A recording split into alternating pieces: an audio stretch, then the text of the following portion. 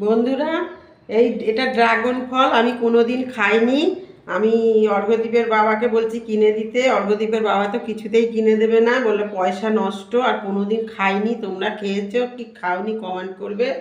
আর এটা এখন কাটবো, কেটে খাবো, দেখবো কেমন লাগে। এই জীবনে ফার্স্ট খাচ্ছি, কোনোদিন ড্রাগন ফল খাইনি বন্ধুরা।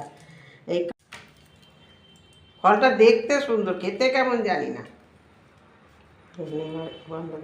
বন্ধুরা, ছাড়িয়ে ফেললাম, কোনোদিন ড্রাগন ফল খাইনি, আজকেই খাবো, দেখি কেমন লাগে ফলটা।